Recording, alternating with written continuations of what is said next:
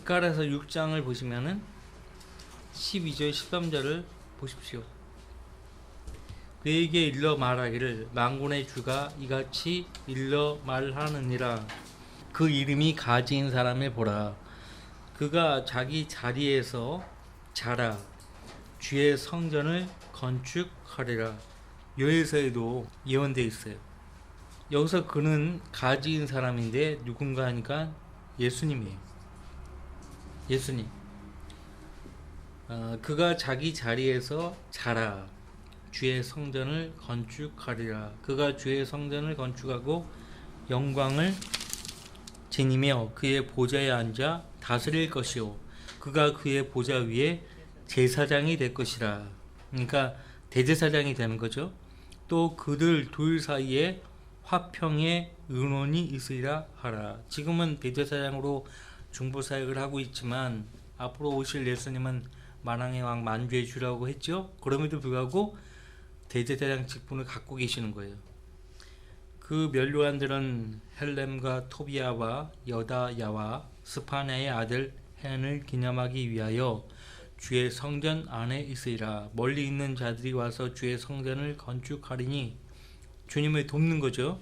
너희는 만군의 주께서 나를 너희에게 보내신 것을 알게 되리라. 만일 너희가 주 너희 하나님의 음성에 충실하게 복종하면 이같이 되리라.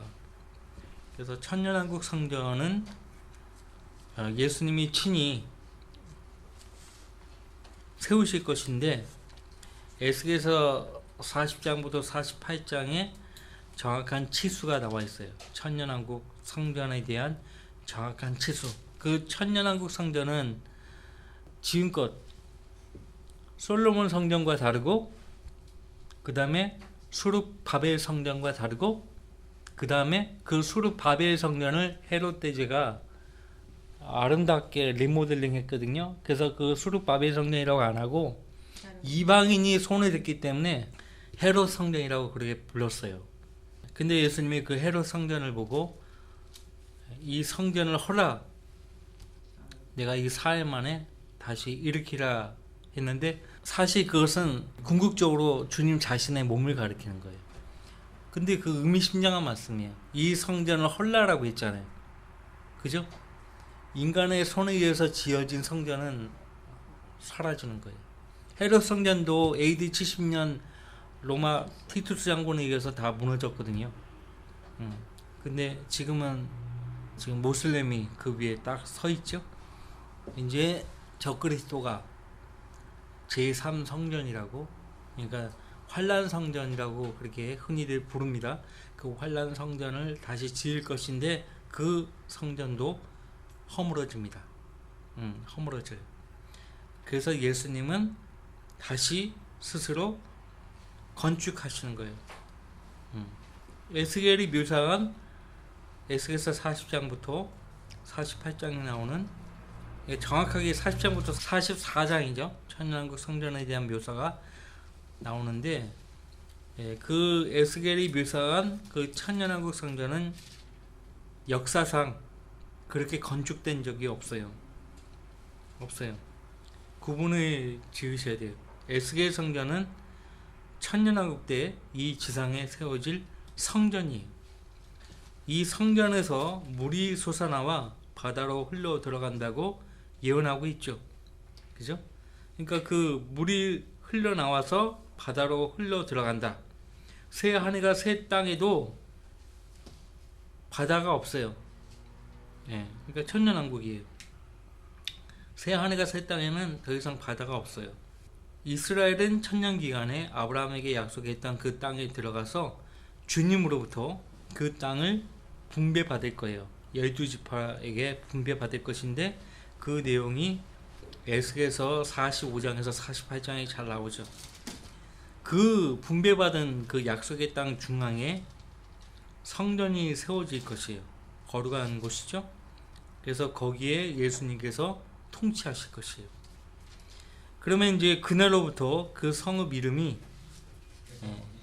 예루살렘이 아니고 주께서 거기 계시다가 될 것이에요. 예루살렘의 뜻은 평화의 도성이죠. 화평의 성읍, 이라는 뜻이죠. 이제는 주께서 거기 계시다가 될 것이에요. 그러면 이제 예수님이 제사장이 된다고 오늘 스가랴서 6장 13절에 나와 있죠. 대제사장이 될 것인데 아론의 계열에 따른 제사장 직분이 다시 회복이 될 것이고요. 다윗 왕 때 사독의 아들들이 제물을 드리는 임무를 맡았죠. 그때 사독의 아들들이 다윗 왕을 얼마나 충실하게 잘 따랐습니까? 사독의 아들들은 다윗 왕 때 대제사장으로 하나님을 섬겼던 사람들이에요. 그래서 다윗에 대한 충성심이 그때 다시 한번 확인이 될 것이고요. 이스라엘 백성들은 영광스러운 기회를 얻게 될 것입니다. 다시 한번 하나님을 경배하는 영광스러운 기회를 얻게 되는 거예요. 천년왕국 성전은 구약의 성전에 비해서 없는 것이 참 많아요. 잘 들어보세요. 없는 것이 참 많아요. 천년왕국 성전은 구약의 성전에 비해서 없는 것이 참 많은데 무엇이 없는가? 언약궤가 없어요. 언약궤가 없어요. 언약궤가 필요 없죠. 그렇죠? 그렇죠. 언약궤가 필요 없어요. 항상 구약 성경을 보면은 언약궤 앞에 항상 누구의 언약궤라는 말이 언급돼요. 주의 언약궤, 하나님의 언약궤, 그죠? 언약궤가 없어요. 그 다음에 만나를 담아놓은 항아리가 없어요. 아론의 쌍난 지팡이가 없고 자비석이 없어요. 금 촛대도 없어요. 빵을 차려놓은 상도 없어요. 돌판도 없고 향 제단도 없어요. 백성의 죄를 대속하거나 중보하기 위해서 대제사장이 들어갈 수 있는 지성소도 없어요. 그렇기 때문에 성소와 지성소를 구분짓는 휘장도 필요 없는 거예요. 지금 오늘 스가랴서 6장 12절로 15절 말씀 봤는데 주님이 친히 다스리면서 대제사장이 될 것이라고 말씀하고 계십니다. 이 언약궤 이야기했고 만나 얘기했고 아론의 쌍난 지팡이를 언급했는데 사도 바울이 히브리서 9장에서 그거 언급했잖아요. 언급했는데 사도 바울이 어떻게 하는가? 물론 구약 성경을 통해서 알았죠. 구약 성경을 통해서 알았어요. 그 잠깐 출애굽기 16장 보세요. 그거 잠깐 살펴보고 이양 말 나온 김에 살펴봅시다.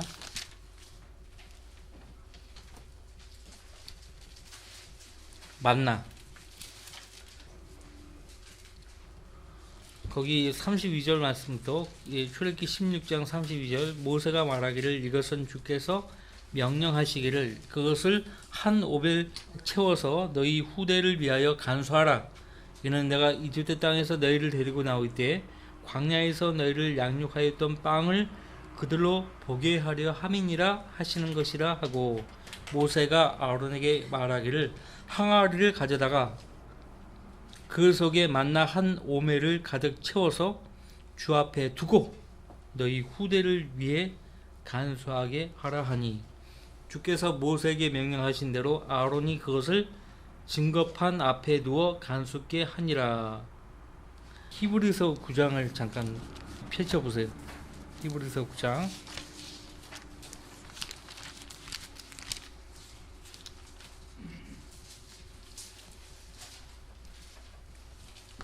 하늘에 있는 성소, 지성소를 하나님께서 바울 사도에게 알게 해주신 거예요. 셋째 하늘에 갔잖아요. 바울 사도가 보고 온 거예요. 그래서 그 위치를 정확하게 보고 얘기하는 거예요. 위치를. 그 3절 두 번째 휘장 뒷부분은 지성소라 불리는 성막인데 거기에는 금향로와 원래 금향로의 위치는 지성소가 아니에요.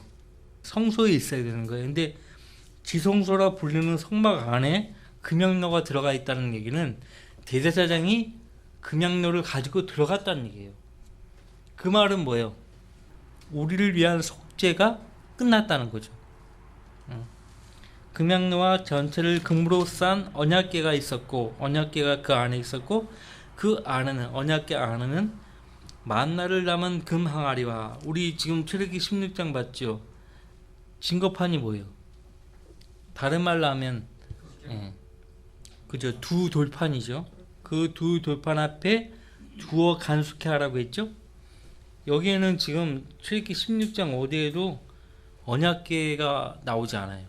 근데 여기 보면은 이 언약궤 안에는 이라고 분명히 되어 있어요. 그러니까 하나님이 바우사들에게 특별히 알려주신 거죠. 그 안에는 만나를 담은 금 항아리와 아론의 쌍난 지팡이와 언약의 돌판들이 있었더라라고 했죠.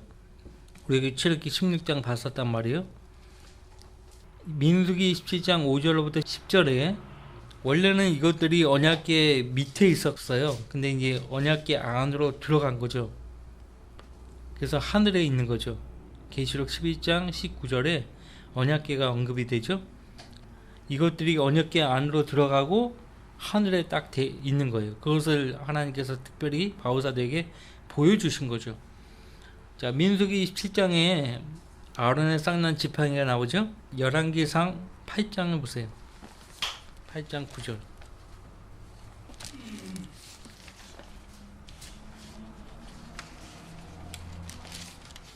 8장 9절.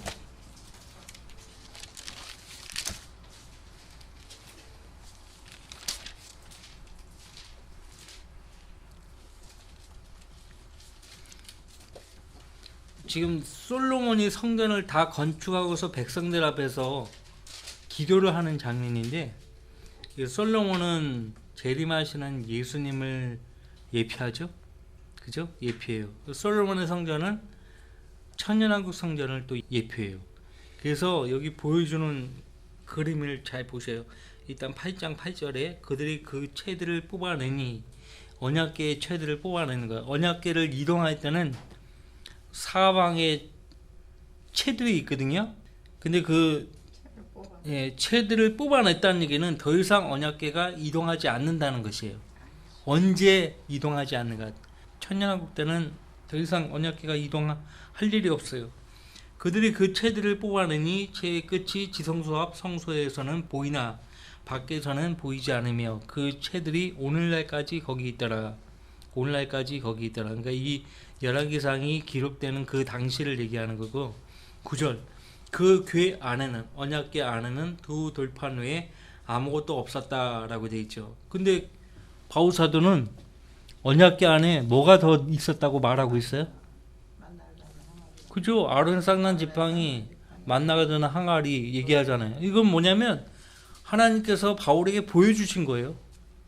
원래는 두 돌판 외에는 언약궤 안에 아무것도 없었어요. 이해가 되십니까? 이양 언급을 하는 김에 얘기하는 거예요. 그것들은 이스라엘 자손이 이집트 땅에서 나온 후에 주께서 그들과 언약을 맺으실 때 모세가 호렙에서 거기에 넣은 것이더라. 그러니까 소문이 돈 거예요. 사무엘 상에 봐도 언약궤를 갖고 있으면 주님께서 언약궤를 가진 자의 편이 되어 주신다. 그 소문이 돈 거예요. 그 소문이 어디까지 언제까지 갔냐면 근대까지 왔어요. 근대 히틀러도 자기 부하에게 명해서 그 언약궤 행방을 찾으라, 언약궤를 찾아오라. 얼마나 무식합니까? 언약궤 성경을 보면은 언약궤 위치가 좀 지상에 없단 말이에요. 행방이 묘해요.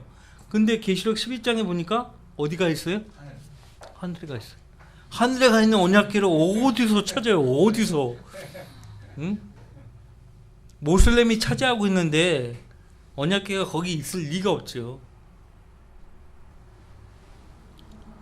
그러니까 성경을 모르면은 그런 무지한 짓을 하는 거예요.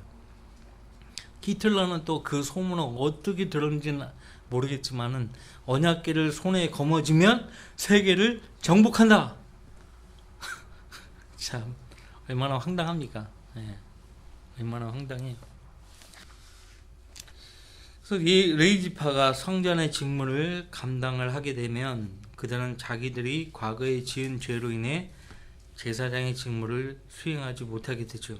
레위지파가 그 제사장 직무를 신실하게 수행하지 못했죠. 말라기서에 보면은 주님의 제물을 외시하고 따분하다고 이야기하지 않나 그러잖아요. 따분하다. 주님의 성전에 들어가서 일을 하는 게 따분하다. 그렇게 이야기했단 말이에요. 레위지파 제사장들이. 그것이 너무나 이제 부끄러워가지고 감히 수행하려고 하지 않는 거예요. 이것이 이제 에스겔서 44장 10절로 14절에 나와요. 그 레위 지파의 제사장들은 부끄러워서 제사장 직무를 온전히 수행하지 못한다 해도 단지 아침에만 어린 양과 번제를 위한 음식 제물을 드릴 수 있게 되고 저녁에는 못 드려요. 에스겔서 46장 13절로 15절. 그들이 드릴 제물은 번제물, 음식 제물, 술 붓는 제물, 속죄 제물, 화목 제물과 속건 제물이에요. 자, 예수님이 한 번의 죽으심을 통해서 영원히 속죄제를 이루셨다고 하는데 왜 다시 번제, 이런 속죄제, 화목제가 등장하는가? 왜 그렇다고 제가 지난 시간에 얘기했죠? 기념하기 위해서요. 기념하기 위해서. 제대로 하나님 앞에 한 적이 거의 없거든요. 다윗 왕 때, 히스기야 왕 때, 요시야 왕 때만 간헐적으로 했었지. 그죠? 그래서 천년왕국 때 성전에서 당연히 해야 되는 거예요. 절기도 지켜야 되고 기념비적으로. 기념비적이에요. 이걸 몰라요. 모른다고 사람들이. 그래서 구약시대에 성전을 떠났던 하나님의 영광이 천년왕국 때 다시 돌아와서 성전을 가득 채우게 될 것이에요. 에스겔서 43장 보세요. 에스겔서 43장.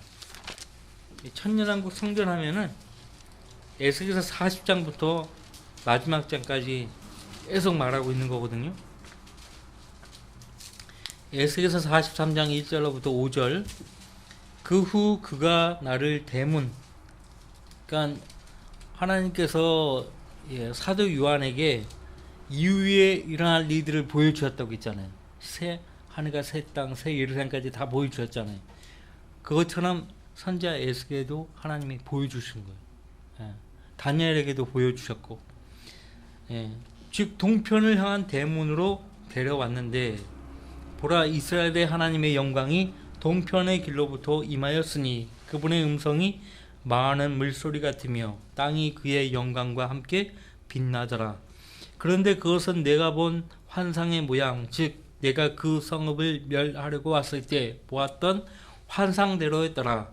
그 환상들은 내가 크발강가에서 본 환상과 같기에 내가 내 얼굴을 대고 엎드렸더니 그 전망이 동쪽을 향한 대문길을 통하여 주의 영광이 그 전으로 들어오더니 그 영이 나를 들어 안쪽 뜰로 데려갔는데 보라, 주의 영광이 그 전을 가득 채웠더라. 그 영이 나를 들어 안쪽 뜰로 데려갔다라고 했죠. 사도 요한도 마찬가지예요. 주의 영이 사도 요한에게 임하니까요, 탁 이동하는 거예요. 계시록에서 그게 납득이 안 되면 이 에스겔서 선지자, 하나님께서 선지자를 어떻게 천년왕국 성전을 보게 해주셨는가 보면 되는 거예요. 그 영이 나를 들어 안쪽 뜰로 데려갔는데, 선지자 엘리야도 영이 임하면 사라지는 거예요. 빌립도 마찬가지였어요.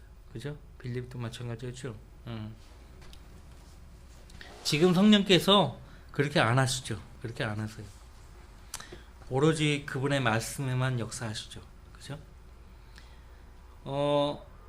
그래서 이 성전에서 실제적으로 동물들을 잡아서 두르는 제사가 행해질 것이에요. 그러니까 죄를 씻기 위한 제사가 아니고 단지 기념의 의미로만 드려질 것이라는 것을 염두를 하십시오. 내가 이거 얘기하기 전까지 여러분들 이걸 의문시했었을 거예요. 그죠? 히브리서에서 단번에 속죄제를 영원히 이루셨다고 했는데 왜 이런 말씀이 나오는가? 기념비적으로 하는 거예요. 천년왕국 헌법에 대해서 언급을 했습니다. 천년왕국 헌법, 율법의 의보다 더 뛰어난, 더 엄격한 의가 제시되고 있죠. 그죠? 마태복음 5, 6, 7장에서 말씀하고 있는데 그것이 천년왕국 헌법이에요. 예수님께서 이 말씀하실 때 산 위에 앉으셨다고 했어요. 마치 다윗의 보좌에 앉아 말씀하시는 것과 같죠. 입법자 예수님 입법자예요. 그 열왕기상 10장에 보면 멀리서 시바 여왕이 찾아오죠. 시바 여왕, 그죠? 멀리서 찾아와요. 그래서 천년왕국 때도 예수님께 이방인들이 찾아오는 것이에요. 구약시대의 이방인들이 구원받는 방법과 같이 천년왕국에서 이방인들도 구원받기 위해서는 유대인들에게 찾아가야 돼요. 구약시대의 이방인들이 자신들의 신이 거짓신이라는 것을 인정하고 유대인들에게 가야 할 듯, 하나님께 나아가기 원하는 이방인은 유대인에게 찾아가서 유대인에게 주어진 율법을 동일하게 순종해야 합니다. 거기 이사야서 49장 보세요. 굉장히 중요한 것이니까 잘 귀담아 들으시고, 이사야서 49장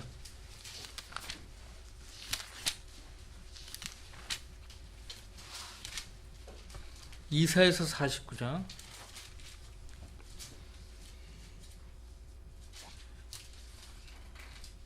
이사야서 49장 22절 23절 보세요.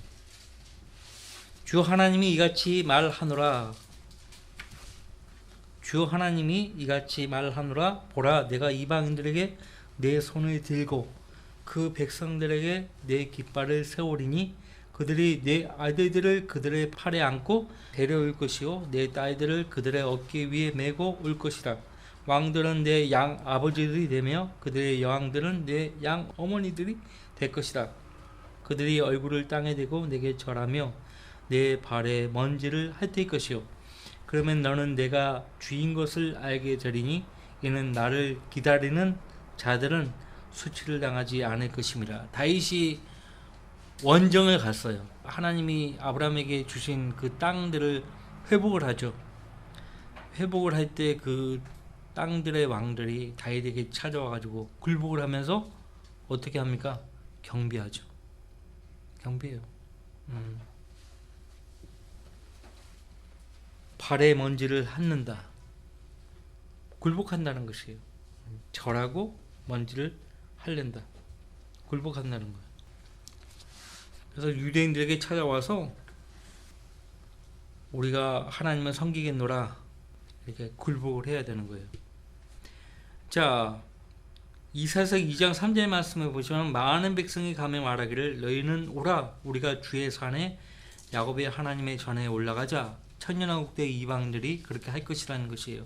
그리하면 그가 그의 길을 우리에게 가르치실 것이며 우리는 그의 길에서 행하리니 이는 율법이 시온에서 나오며 주의 말씀은 예루살렘으로부터 나올 것임이라 하리라. 주님이 직접 가르치시는 거예요. 아무도 주를 알라고 가르치면 안 되는 거예요. 선지자 제사하면은 죽는 거예요. 주님이 직접 가르치실 것이기 때문에 그래요. 그것이 이제 이사야서 2장 3절이에요. 그 다음에 이사야서 12장 10절로 13절 그날에는 주의 율법인 안식일 새 달 등이 예루살렘에서 시온산에서 선포될 것이고 주의 지식이 이스라엘로부터 나와서 온 세상을 충만하게 채울 것이에요. 지난주에 살펴봤죠? 이사야서 12장 9절 말씀. 왜 주를 알라고 예언하면 안 되는가에 대해서 관련된 구절 가운데 이사야서 12장 9절 말씀을 펼쳐서 우리가 봤어요. 또다시 보지 않겠습니다. 그 다음에 이제 시편 58편 11절 말씀을 제가 언급해 드리면 그리하여 사람이 말하기를 진실로 의인에게는 상이 있으니 진실로 땅에서 판단하시는 분은 하나님이시라 하리라. 이때가 이제 천년왕국이에요. 그 다음에 스가랴서 14장 20절 21절 봐요. 스가랴서 14장 20절 21절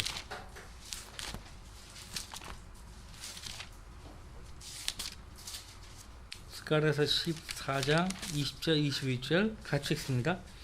그 날에는 말들의 방울들 위에 주께 거룩함이 있을 것이요 주의 집에 있는 솥들도 제단 앞에 있는 대접들과 같게 되리라. 정녕 예루살렘과 유다에 있는 모든 솥이 만군의 주께 거룩함이 될 것이요 희생제를 드리는 자들이 모두 와서 솥들을 가져다가 거기에 삶으리라. 또 그날에는 만군의 주의 집에 가나안인이 더 이상 있지 아니하리라. 가나안인이 더 이상 있지 아니하리라. 가나안인은 누구인가 하니까 바알 신을 숭배하는 이방인들을 가리켜요. 필리스타인들을 가리키는 것이에요.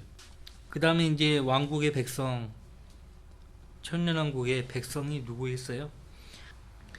천년왕국의 백성이라고 해서 모두가 다 이 땅에서 베풀어지는 혼인잔치에 참여할 수 없어요.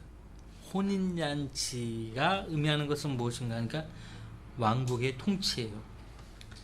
모든 시대에서 구원받은 사람들이 모두 이 땅에 있을 것인데, 율법 이전에 구원받은 사람들, 율법 시대에 구원받은 사람들, 교회 시대에 구원받은 성도들, 환란 때 구원받은 성도들이 모두 천년왕국에서 예수님과 함께 통치하는 거예요. 특히 예수님과 천년간 다스릴 사람들은 두 부류의 사람들이에요. 교회 시대의 성도들과 대환란 때의 성도들. 그전에는 그냥 그 통치에 참여하는 것 뿐이고, 직접 통치하는 사람들은 교회 시대의 성도들과 대환란 때의 성도들 뿐이에요. 기억하시기 바랍니다.